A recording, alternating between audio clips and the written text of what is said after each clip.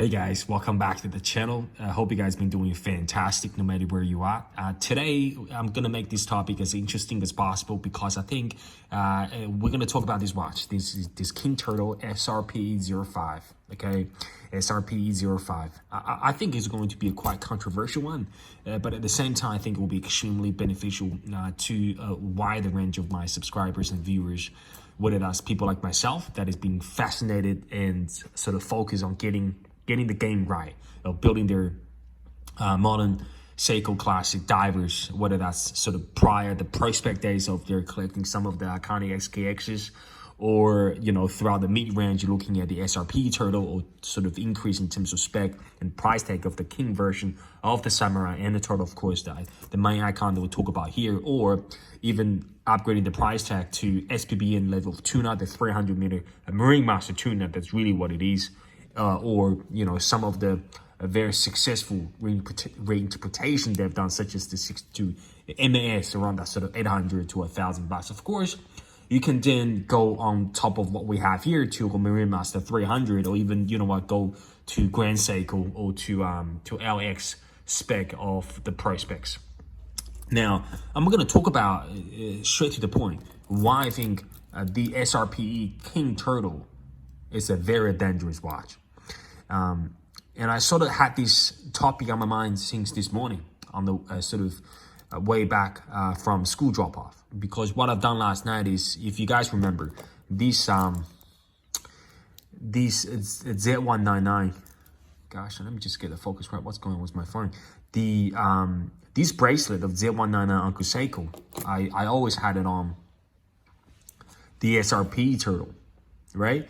But then my philosophy of that matchup was, a vintage inspired diver with a vintage inspired bracelet. And that worked brilliantly. But of course, until the moment that I realized this SRP Turtle is a strap monster, right? And I never had it on any strap. And of course, was the gifted, those beautiful premium cell cloth strap from Atom. Guys, you can tell. You can get my emotions now, right?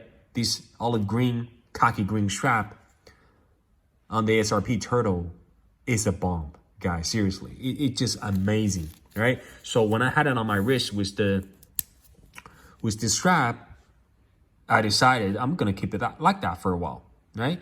Which ends up being a decision that I gotta put Z199 on something else, and naturally, right? I'll put on a different turtle. So I put this on a King Turtle. And the result really sort of, well, you're speaking to itself now, but the result really is speaking to me in a wonderful way. You have the sapphire crystal, some of the modern features. It's ceramic bezel. You have a more sort of emphasized design when it comes to that bezel design as well. The bezel insert, of course, is ceramic, so it reflects light beautifully. And of course, you have the waffle dial, and mainly still very similar, if not the same, with the SRP Turtle as overall sizes. But some of the modern feature really acts as a beautiful contrast point with the Z199 bracelet, and I love it. And I had this on for me with my rotation today for about probably 4 to 5 hours. And I just love it, guys. It's just wonderful, right? And this watch is truly wonderful. It wears beautifully. The Z199. The bracelet tapers down from 22 to all the way down to 16, elegantly and very thin at the same time. So really, you have to watch it planted on your wrist. It is a beautiful matchup. And furthermore, when I think about this King Turtle, I realize they really knocked this King Turtle out of the park, right? And when I look at my own journey of when I bought this watch, which thanks to one of my subscribers, he's without his information, I wouldn't have had this watch in my rotation with a heavy discount from one of the local retailers.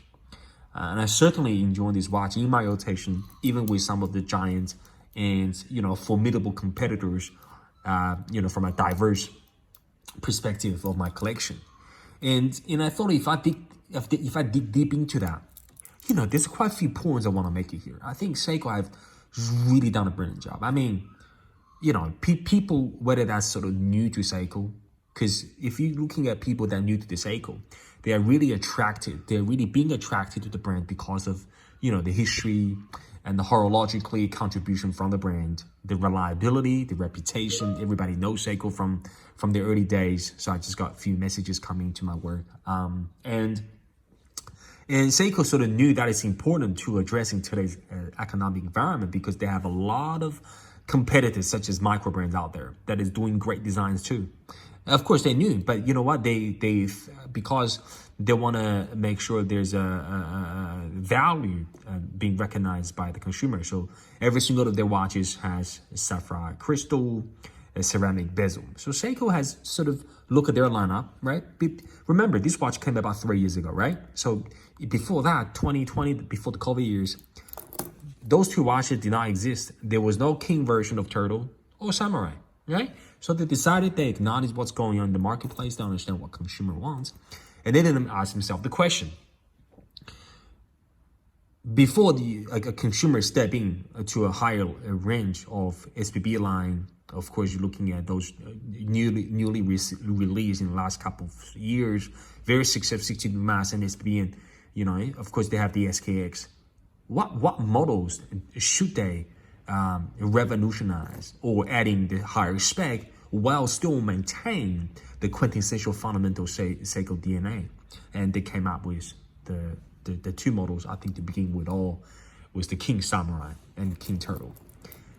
In retrospective, looking at now, I think that is a brilliant decision. That is a brilliant decision. Okay, I mean, I talk about from a perspective of a newcomer to the brand of Seiko, or even talk about myself as someone that is being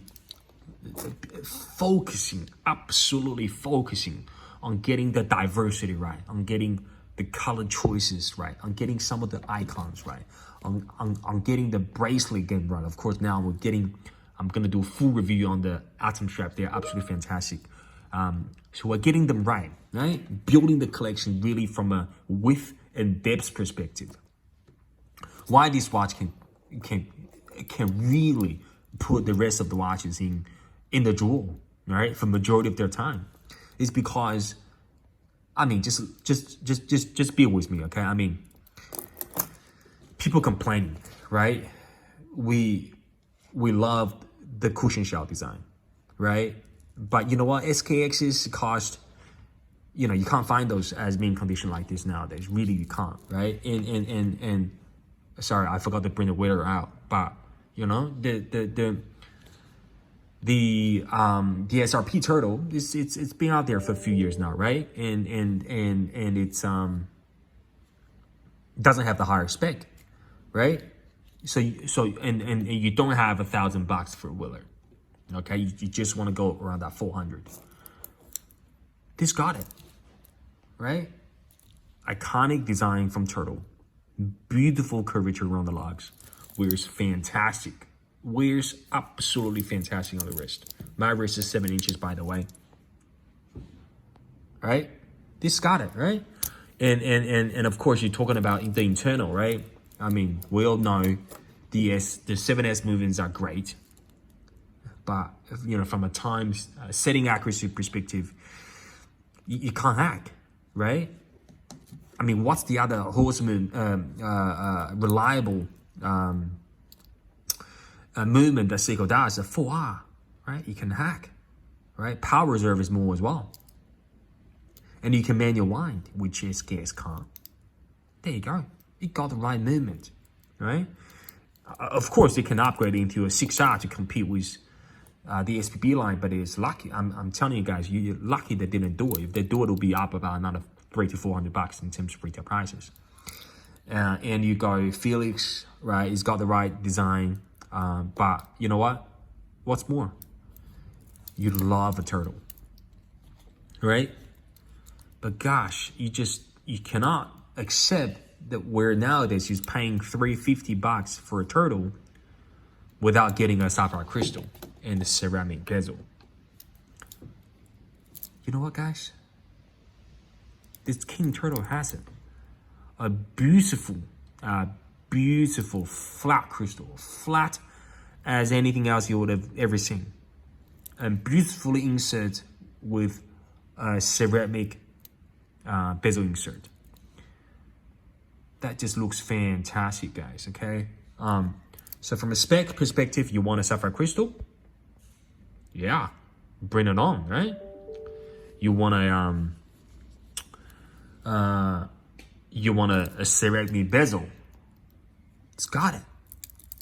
It's got it. And you know what? Even just on top of that, people don't talk about it. Just let me get the focus right here, guys. The bezel grip. You see that? It's very vintage inspired. I love it. Traditional. But look how wider each grip is compared to SRP. So from a daily usage perspective, I find this is much more comfortable if you do need to use it. All right? So what's more, I mean, people are sort of having plenty of black. Of course, this is waffle doll as well. People have too much black, too much blue, right? What about something green? Huh? Something green. But at the same time, a grenade dial, a waffle dial, right? Of course, you can say that the spirit, the design is borrowed from AP, but something modern, something that you can intrigue you with a sense of funkiness and fun. And you know what? This dial's fine, guys, especially with that sapphire crystal. It transcends lights extremely well into the dial, and it's extremely legible, guys. Extremely legible. Okay, of course, from legibility standpoint, you still can't beat this, right? Of course, because of Highlights crystals as well. It's just a lot easier. It's like that. This SRP turtle, the black dial is like it's like a black hole. Like from a distance, in any time of given day light condition, you know exactly what time it is with a glimpse of look on the dial, right? So, you know, they modernized this dial with a grenade design, and it's done well, guys. They're not putting a sunray or sunburst dial onto it. They're using a waffle dial. Very toolish dial, extremely legible, and it's beautifully designed. And at the same time, they kept everything that sort of quintessential to a turtle, right? Second hands, exactly the same. Hourly hands, same. Mini hands, same. Oh, the loom plop, exactly the same. Exactly the same. The chapter ring, exactly the same. The font on the bezel, exactly the same. So really pleased to see the design team and of course, the manufacturing part of the business, and whatever obstacles and whatever design choices that came during the design and the manufacturing of the King Turtle. Gratitude to you guys. You guys done extremely well. I think I constantly, of course, people complain about that. The Cyclops, guys, Cyclops is fine. It's fine. It helps you read the time, right? At least just in my eyes, right? If you ask me if you give me choices, right, of choosing the ones without as a customized option, I'll probably do the ones without just to see what it sort of turns out. But I sort of got used to it pretty much straight away. And of course, I heard some stories where the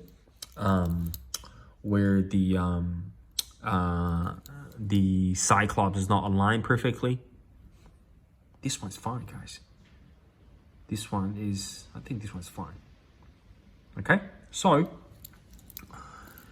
you don't want to spend $1,000 on SPB. You don't want to go tuna. I mean, for normal people, it's crazy to spend on the quartz watch without understanding. I'm not blaming you, right? I'm just saying that's how the consumer acts nowadays. Everything's about the surface. Everything's about what they do know within that couple seconds of knowing, but they don't understand the thing about watches and, of course, Seikos. They just go, nah, not worth it. Too expensive. I can't get it too much.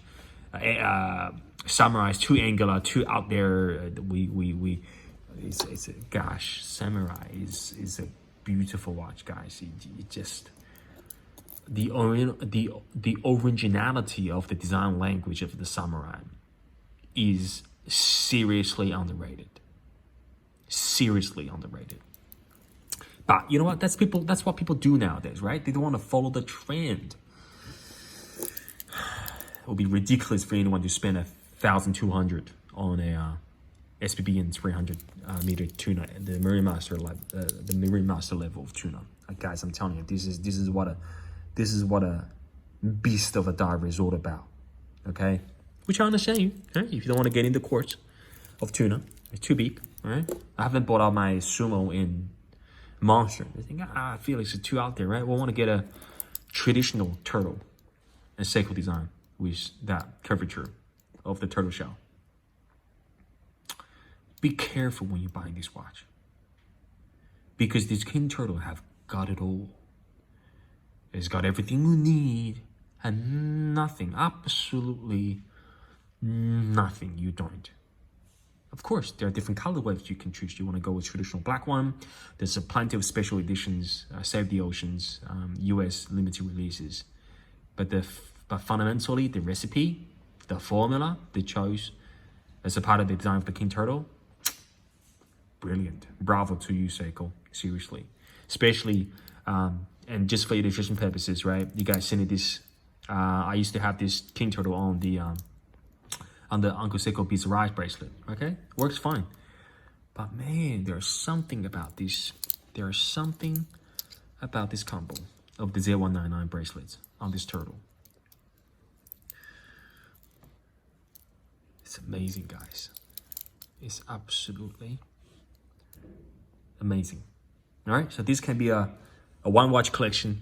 This can seriously create threat to other watches you have in the collection, because how versatile, sporty, if I dare say, how elegant of characteristics combined as a whole.